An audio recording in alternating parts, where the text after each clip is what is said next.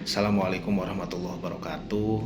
Selamat pagi dan salam sejahtera bagi kita semua. Saya Asep Rahwanto, Wakil Ketua 1 Dewan Pimpinan Cabang Partai Demokrat Kabupaten Garut dan sekaligus sebagai caleg atau bacaleg DPRD Kabupaten Garut dari Dapil 6. Dalam kesempatan pagi ini, dalam kesempatan yang baik ini, ada beberapa hal penting yang perlu saya sampaikan dan perlu saya luruskan kaitan dengan isu yang berkembang, kaitan dengan beberapa pertanyaan dan pernyataan baik dari masyarakat ataupun dari relawan Anies Baswedan yang ada di Kabupaten Garut. Kita ketahui bersama bahwa kemarin, tepatnya pada tanggal 31, Ketua Dewan Pimpinan Cabang Partai Demokrat Kabupaten Garut serentak menginstruksikan kepada pengurus, kepada VAC, kepada Bacaleg agar menurunkan baliho yang ada gambar Anies Baswedan. Tentu itu kita lakukan bukan tanpa alasan. Itu kita lakukan karena adanya pengkhianatan yang dilakukan oleh Partai Nasdem dan juga Anies Baswedan sebagai calon presiden atau bakal calon presiden dari Koalisi Perubahan dan juga Persatuan. Kenapa demikian? Kenapa kami mengatakan bahwa Nasdem dan juga Anies Baswedan seorang pengkhianat?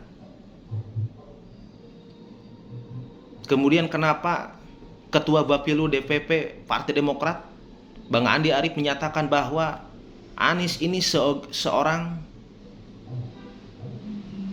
yang berdarah dingin tapi pengecut? Kenapa demikian? Dan tentu atas pernyataan tersebut ini mengundang reaksi yang sangat hebat dari relawan Anies. Perlu saya sampaikan, perlu saya luruskan bahwa di sini ada serangkaian peristiwa yang mungkin ini tidak diketahui oleh masyarakat umum. Ini tidak diketahui secara detail oleh relawan Anies Baswedan. Memang betul, Anies Baswedan ini pertama kali dideklarasikan oleh Partai Nasdem. Tetapi sejak 3 Oktober 2022 sampai dengan 22 Januari 2023, sesuai dengan pernyataan pers yang disampaikan oleh Sekjen Partai Demokrat, bahwa Anies Baswedan dan juga Nasdem itu belum berhasil membentuk partai koalisi untuk mengusung Anies Baswedan. Tetapi atas dasar persahabatan antara ketua umum kami bersama Anies Baswedan, kemudian ada kesamaan pemikiran, ada kesamaan visi, ada kesamaan misi dalam rangka membangun negeri ini. Tepatnya pada tanggal 23 Januari 2023 di sebuah rumah di Jalan Lembang, Jakarta, Anies Baswedan mengajak kepada Ketua Umum kami Mas Agus Harimurti Yudhoyono untuk menjemput takdir sebagai pasangan capres dan juga cawapres. Itu yang pertama. Kemudian yang kedua, terbentuknya Koalisi Perubahan dan juga Persatuan ini didasari atas dasar kepercayaan, didasari atas dasar kesetaraan,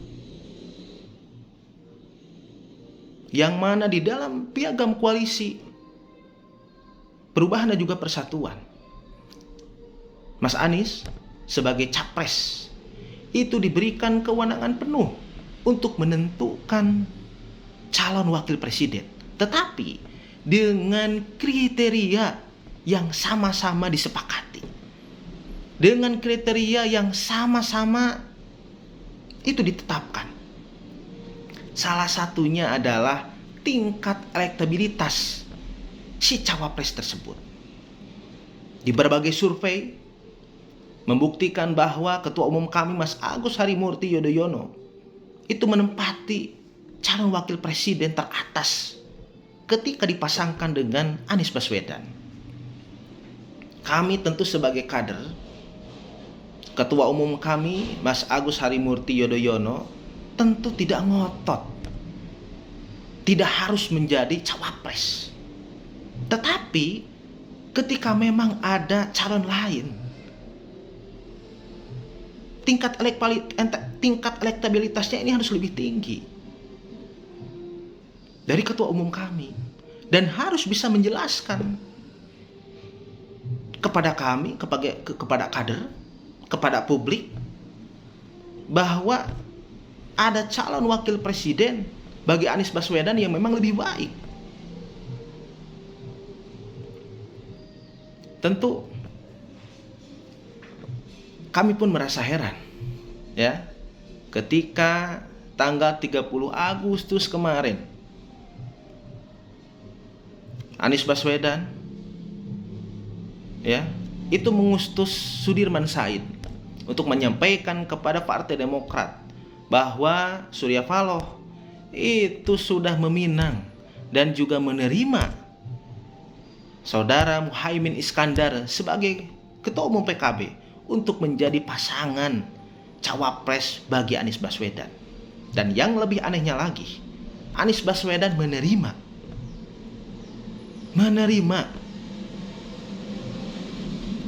Muhaimin Iskandar sebagai calon wakil presiden. Kami tentu sebagai kader, ya, merasa kecewa, bahkan marah. Apalagi Demokrat ini terus-terusan menyuarakan kepada masyarakat, menyampaikan kepada masyarakat bahwa Anies Baswedan ini merupakan sosok yang memang integritasnya tidak lagi diragukan, kapasitasnya tidak lagi diragukan. Tetapi pasca pengkhianatan kemarin, integritasnya kita ragukan, intelektualnya pun kita ragukan, kapabilitasnya pun kita ragukan. Karena apa? Karena itu tadi, sejak diputuskan oleh Surya Paloh bahwa Muhaimin Iskandar ini sebagai calon wakil presiden bagi Anies Baswedan sama sekali tidak memberikan kabar, baik telepon ataupun pesan WA, pesan WhatsApp kepada Ketua Umum kami. Ini tentu menjadi sebuah keanehan, ya, keanehan khususnya bagi saya untuk kader. Jadi sekali lagi saya sampaikan kepada lawan Anies yang ada di Kabupaten Garut, pada dasarnya, pada prinsipnya kita mempunyai harapan yang sama, mempunyai tujuan yang sama, yaitu tujuan perubahan dan juga perbaikan untuk negeri ini. Tetapi sangat disayangkan, orang atau figur intelektual yang kita banggakan, ya, itu tidak mempunyai etika politik. Nilai-nilai persahabatan pun dengan Ketua Umum kami itu sudah tidak diindahkan lagi. Begitu. Jadi hari ini, ya, saya sebagai kader tetap loyal kepada Ketua Umum kami Mas Agus Harimurti Yudhoyono. Bahkan kemarin jajaran Majelis Tinggi Partai Demokrat yang dipimpin oleh Ketua Majelis Tinggi Partai Demokrat, orang tua kami Pak SBY, menyampaikan bahwa Partai Demokrat mencabut dukungan untuk Anies Baswedan. Dan kita tentu bebas, ya, untuk melakukan komunikasi politik dengan siapapun, dengan pihak manapun, selama apa yang menjadi visi, apa yang menjadi tujuan itu sejalan dengan harapan dan cita-cita Partai Demokrat.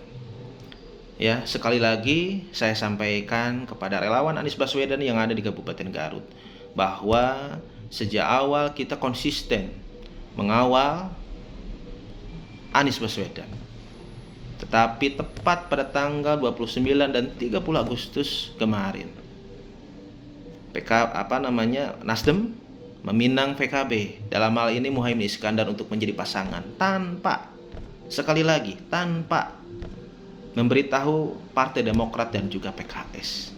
Padahal kita sama-sama, Demokrat, Nasdem dan juga PKS, itu sudah menandatangani piagam koalisi, dan tepat pada tanggal 25 Agustus sebelumnya, melalui pesan tertulis Anies Baswedan meminta agar supaya Mas Agus Harimurti Yudhoyono menjadi cawapres beliau. Itu saja dari saya. Mudah-mudahan kita tetap sehat ya, karena tentu kita mempunyai harapan yang sama. Sekian dari saya, terima kasih. Assalamualaikum warahmatullahi wabarakatuh.